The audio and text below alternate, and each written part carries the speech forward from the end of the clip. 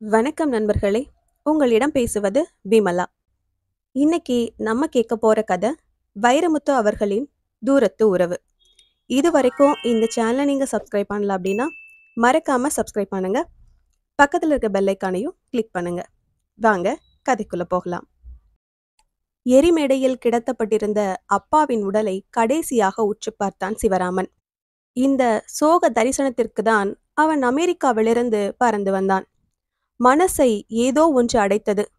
சுற்றமும் நட்பும் சூழ்ந்திருந்தாலும் தன் தனிமையை மட்டுமே அவன் அங்கு உணர்ந்தான். ஆனாலும் கண்களில் கண்ணீர் ஒன்றும் ஊறவில்லை. அதற்கான முயற்சியும் அவன் செய்யவில்லை. முயற்சி செய்து முட்டுவதா கண்ணீர்? அப்பாவின் மரணத்திற்கு அழ முடியாத அல்லது அழத் தெரியாத ஒரு தலைமுறை தயாராகிவிட்டது. மரணத்திற்கு அழுதலும் அநாகரிக பட்டியலில் சேர்ந்துவிட்டது. அப்பா உயிரோடு உள்ளபோதெல்லாம் மகன்களின் நினைவில் தங்குவது ஒழுக்கம் பொதித்து இறுகி போன அந்த கெட்டி முகம்தான். தகப்பனின் பிணத்தில்தான் பிள்ளைகள் பாசமுகத்தை பார்க்கிறார்கள். மரணம் இறந்தவர்களுக்கே சாதகம் செய்கிறது. அதுதான் அவர்களின் இனிமையான நினைவுகளை மட்டுமே அழைத்து வருகிறது. என்ன வேணும்னாலும் பண்ணுங்க, என் பையனை அடிக்க மட்டும் கூடாது என்று பள்ளிக்கூடத்து வாத்தியாரிடம் பணிவான எச்சரிக்கை விடுத்தது. இன்சூரன்ஸ் லோன் போட்டு 2 சக்கர வாகனம் வாங்கி கொடுத்தது. பர்சில் வெங்கடாச்சலபதி படத்துக்கு கீழே மீசை முளைக்காத மகனின் பழைய போட்டாவை வைத்திருந்தது. முதல் முறை மகன் அமெரிக்கா போனபோது விக்கி விக்கி அழுதது ஒவ்வொன்றாய் நினைவு வந்து, அப்பா நல்லவர்தான் போலிருக்கிறதே என்று சிபாரிசு செய்தன. இன்னும் சற்று நேரத்தில் மின்சாரத்தீயில் அழிய போகிறது எனக்கு உயிர் தந்த உடல். நேற்று வரை அப்பா ஓர் உயிர், இன்று உடல், நாளை வெறும் சொல். கடைசியில் எல்லா மனிதர்களும் வெறும் சொல்லாகித்தான் போகிறார்கள். அந்த சொல்லை உச்சரித்து கொண்டே இருக்கும் கடைசி மனிதனோடு 2ஆம் மரணம் அடைகிறார்கள். அவ்வளவுதான். மயானத்தின் பிசுபிசுப்பும் வெக்கையும் புழுக்கமும் சிரமமாய் உணரப்பட்டது சிவராமனால். மனைவியின் குரல் வேறு ஒலித்தது காதுக்குள்.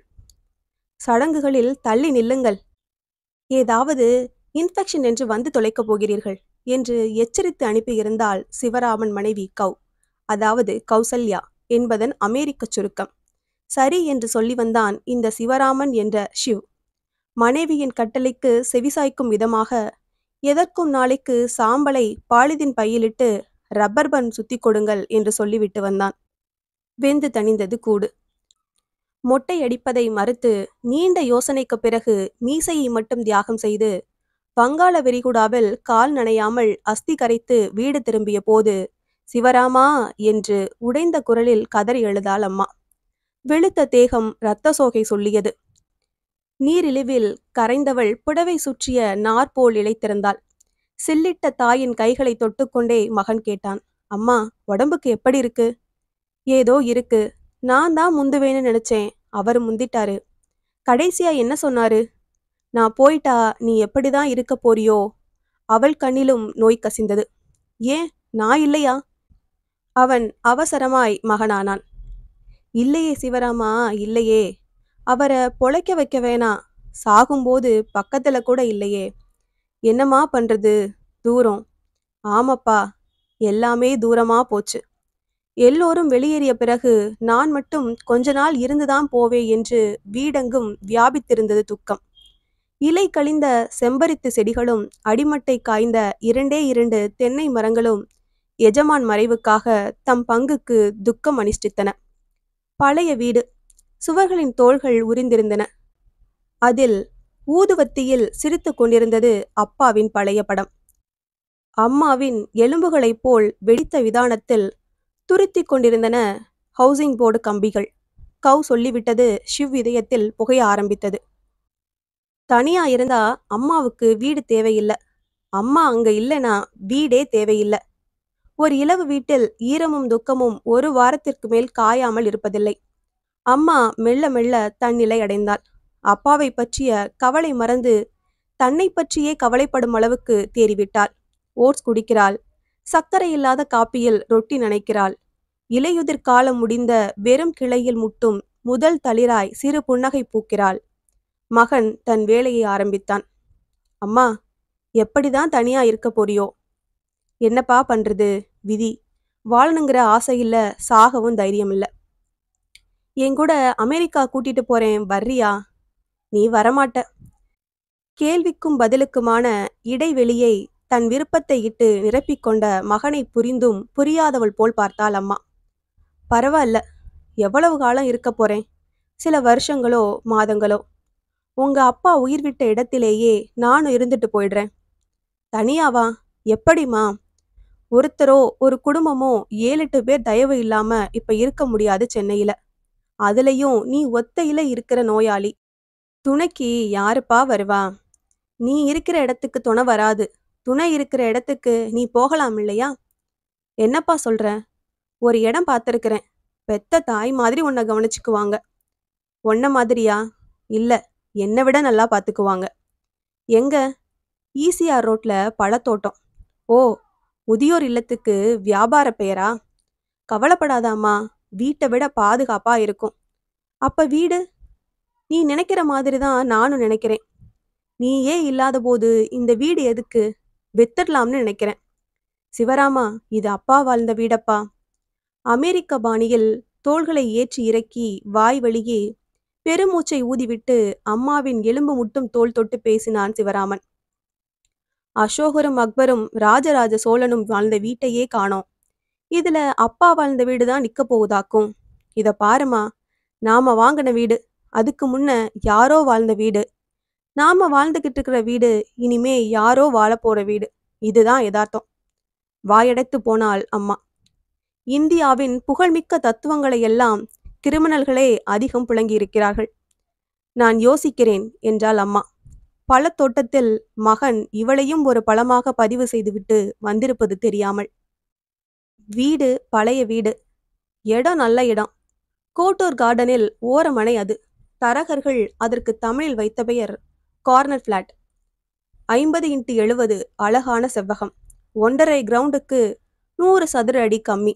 ஒரு காலத்தில் சூடான கேக் என்று சொல்லப்பட்டது இன்று விலை போகாமல் இழுக்கிறது. வழிகாட்டு மதிப்பு கூட்டப்பட்ட பிறகு நில விற்பனை படுத்துவிட்டது. பில்டர்களின் பணம் அரசியல்வாதிகளுக்கு போய்க் கொண்டிருக்கிறதே தவிர அரசியல்வாதிகளின் பணம் பில்டர்களுக்கு பாய்ச்சப்பட்டதாய் தெரியவில்லை. ஒரு கிரவுண்டுக்கு 6 கோடி வீதம் 9 கோடி கேட்டான் சிவராமன். இந்தா இந்தா என்று 7க்கு ஏறி வந்தார் ஒரு கட்டடக்காரர். முழுவதும் வெள்ளை பணமாய் காசோலை கேட்டான் சிவராமன். தம்பி, இது இந்தியா என்றார் பில்டர். 4 கோடிக்கு காசோலை, 3 கோடி ரொக்கம் என்றார். இந்த பணத்தை எப்படி எடுத்து போவது என்றான் சிவராமன். எந்த நாட்டுக்குன்னு சொல்லுங்க, டோர் டெலிவரி பண்றேன். டாலரா, யூரோவா, பவுண்ட்ஸா, தினாரா? டாலர் தான். 17 லெக்சிங்டன் அவென்யூ, மென்ஹாட்டன், நியூயார்க் என்றான் சிவராமன். மறுநாள் எஸ், ஐ காட் இட் என்று குறுஞ்செய்தி அனுப்பினாள் கவ். முடிந்தது. 3 மாதம் தங்கி இருந்தது வீண் போகவில்லை. வீட்டை விட்டு வெளியேறும் முன், மகனே சிவராமா, எனக்கு ஒரே ஒரு ஆசை என்றாள் அம்மா. அப்பா கடைசியாய் கிடத்தப்பட்டிருந்த கூடத்தில் வெறும் தரையில் விழுந்தாள். அப்படியும் இப்படியும் உருண்டாள். கண்ணீரால் நனைத்தாள். போயிட்டு வாரேன் என்ற பொருளற்ற மரபுத் தொடரை சொல்லிக் கொண்டாள். போகிறாள். இனி எங்கே வருவது? செம்பருத்தி செடிகளையும் தென்னை மரங்களையும் கடைசியாய் ஒரு முறை பார்த்து கொண்டாள். கவலையே படாதீங்க, இனி உங்களுக்கு மட்டுமல்ல, எங்களுக்கும் இவங்க அம்மாதான் என்றார் பழத்தோட்டத்தின் காப்பாளர். அந்த விடுதிக்குள் பேந்த விழித்து கொண்டிருக்கும் பெருசுகளை பார்த்தால் சென்னையில் கையாளாத மகன்களின் கணக்கு வழக்கு தெரிந்தது. மாதம் 12,000 என்ற கணக்கில் 5 மாதம் அச்சாரமாக 60,000 கொடுத்தான். மருத்துவ செலவு தனி என்று ஒரு துணை பட்ஜெட் போட்டார் காப்பாளர். மகன் கைகளை பிடித்து கொண்டு, அடிக்கடி பேசப்பா சிவராமா என்று தாடை பிடித்து கெஞ்சினாள் அம்மா. ஆகட்டும் என்று சொல்லி வைத்தான் மகன். வாசலில் நின்று தூணை பிடித்தபடி மகன் போன வாடகைக்காரையே பார்த்து நின்றாள். திருப்பத்தில் அவன் கண்ணாடி இறக்கி கை காட்டுவான் என்பது அவளது பெத்த நம்பிக்கை. அதனாலேயே தன் ஒரு கையை உயர்த்தியபடி நின்றாள். கார்தான் மறைந்தது, கண்ணாடி இறங்கவில்லை. உயர்த்திய கரம் கீழே விழுந்தது. நியூயார்க்கின் JFK ஏர்போர்ட்டுக்கு வரவேற்க வந்திருந்தாள் கவ். எப்படி இருக்க? குழந்தை எப்படி இருக்கு? Okay, fine. பணம் பத்திரமா? ஷியோர். ஏன் ஒரு மாதிரி இருக்க? 3 மாச லீவ்ல உங்க சர்வீஸ் கட்டாயிருக்கும், ப்ரமோஷன் பாதிக்குமே. கவலைப்படாத, ஓவர் டைம் பண்ணி ஈடு கட்டிடுவேன். சரி, நான் கேட்டது வாங்கிட்டு வந்திருக்கீங்களா? ஐயோ, சார்ல்ஸ் டவுன் சந்துக்குள்ள இருக்கு நீ சொன்ன ஸ்வீட் கடை. நானே நடந்து போய் வாங்கிட்டு வந்திருக்கேன். குளித்துவிட்டு டைனிங் டேபிளில் உட்கார்ந்தபோது சாண்ட்விச், ரொட்டி, பழங்கள் பரிமாறினாள் கவ். கூடவே திரவ இருட்டான அந்த கருப்பு காப்பி. எங்க நான் வாங்கிட்டு வந்த அந்த ஸ்வீட்? அதையும் எடுத்து வை. சாரி, துக்க வீட்டுக்காரங்க ஸ்வீட் சாப்பிடக்கூடாது. ஏய், அப்பா செத்துதான் 3 மாசமாச்சே. இப்ப சாப்பிட்டா என்ன தப்பு? வேணாம், உங்க அம்மா செத்து இன்னும் 3 மணி நேரம் கூட ஆகல. ஏய், என்ன சொல்ற? அவன் உதறி எழுந்தான். நீங்க அட்லாண்டிக் கடல்ல பறந்துகிட்டு இருக்கும் போதே எனக்கு செய்தி வந்தது. வந்த உடனே உங்களை மூட் அவுட் பண்ணக்கூடாதுன்னு தான் சொல்லாம இருந்தேன். அவன் அப்படியே தலையில் கை வைத்து தரையில் சரிந்து சுவரில் சாய்ந்தான். இதான், இதுக்கு தான் நான் சொல்லல. ஓன்னு கத்துவீங்க, உணர்ச்சி வசப்படுவீங்க, ஜெட்லாக் தீரல, அதுக்குள்ள ஓடி போய் இந்தியாவுக்கு டிக்கெட் போடுவீங்க. இன்னொரு செலவு, இன்னொரு பயணம், இன்னொரு களைப்பு தேவையா? நீங்க போறதுனால உங்க அம்மா பொழைச்சுக்குவாங்களா? நீங்க போகலன்னா உங்க அம்மாவை எரிக்காமலோ புதைக்காமலோ வச்சுக்குவாங்களா? உங்க அம்மா என்ன லெனின் உடலா? தைலத்துல போட்டு வைக்கிறதுக்கு? மாமியாருங்கிற முறையில எனக்கு வருத்தம் தான். அமெரிக்க வருத்தம், இந்திய வருத்தம்னு தனித்தனியா இருக்கா என்ன? எங்க பட்டாலும் வருத்தம் வருத்தம்தான். எழுந்திருங்க ஷிவ். இறுதிச் சடங்க இங்கிருந்தே எப்படி பண்ணலாம்னு யோசிக்கலாம். பிராக்டிக்கலா இருங்க. எமோஷனா பார்க்காதீங்க. ப்ரமோஷனை பாருங்க. கணவனை நிமிர்த்தி காபி சாப்பிட வைத்தாள் கவ். துரிதமாக இயங்கினாள். பழத்தோட்ட காப்பாளரை தொலைபேசியில் அழைத்தாள். 60,000 முன்பணத்தில் அம்மா தங்கியிருந்ததற்காக 10,000 கழித்து கொள்ளுங்கள். மீதி 50,000 இறுதிச் சடங்கை செய்து முடியுங்கள். அதற்கு மேலும் செலவாகி இருந்தால் உங்கள் பணம் டாலரில் வந்து சேரும்.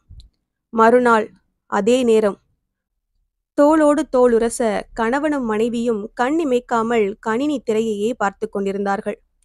பெசன்ட் நகர் மயானத்துக்கும் மென்ஹாட்டனுக்குமான 13,462 கிலோமீட்டர் தூரத்தில் ஸ்கைப்பில் எரிந்து கொண்டிருந்தாள் அம்மா.